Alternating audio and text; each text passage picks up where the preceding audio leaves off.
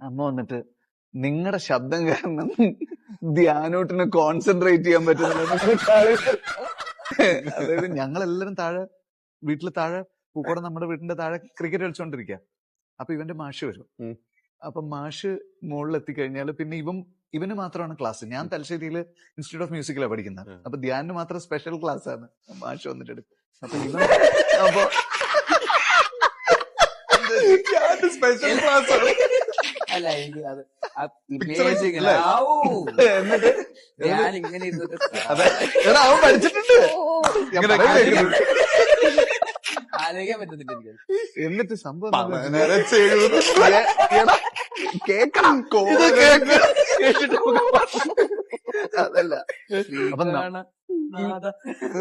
നീ ഒന്ന് കേക്ക്. അതായത് അപ്പൊ നമ്മള് ക്രിക്കറ്റ് കളിച്ചോണ്ടിരിക്കുകയാണ്. ധ്യാന് ഭയങ്കര സങ്കടത്തില് പഠിക്കാൻ വേണ്ടിട്ട് മുകളിൽ പോകും. 2 മിനിറ്റ് കഴിയുമ്പോഴേക്കും അമ്മ വന്നിട്ട്, അപ്പൊ നമ്മളൊരു 10-12 പിള്ളേര് ക്രിക്കറ്റ് കളിച്ചോണ്ടിരിക്കുകയാണ്. അമ്മ വന്നിട്ട് നിങ്ങളുടെ ശബ്ദം കാരണം ധ്യാനോട്ടിന് കോൺസെൻട്രേറ്റ് ചെയ്യാൻ പറ്റുന്നില്ല.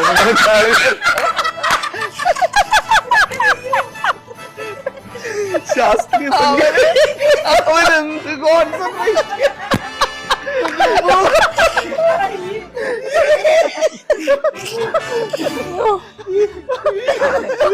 ആ പാവപ്പെട്ട മാഷാണ് സ്വയം ശപിച്ചിട്ട് ആ ക്ലാസ്സിന് വരുന്ന പുള്ളി. ഇവനെ ഞാൻ പഠിപ്പിക്കുകയും വേണം. മൂഡിലാണ് കൂടുതല്. അയാളുടെ എന്റർടൈൻമെന്റ് ഈ പുറത്തുനിന്നുള്ള ശബ്ദം. ഇവന് നമ്മള് കളിക്കരുത്, അത്രേ ഉള്ളൂ. ഇവന്റെ പാട്ട്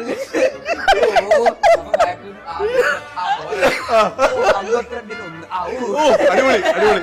അതിന്റെ ഇടയിൽ അമ്മ വീട്ടുണ്ടായിരിക്കാം. സത്യമായിട്ടും നടന്ന സംഭവമാണ്. ഇതൊക്കെ അമ്മ വന്ന് എന്നോട് നിങ്ങൾ കളിക്കുന്ന കാരണം ധ്യാനോട്ടിന് കോൺസെൻട്രേഷൻ കിട്ടുന്നില്ല.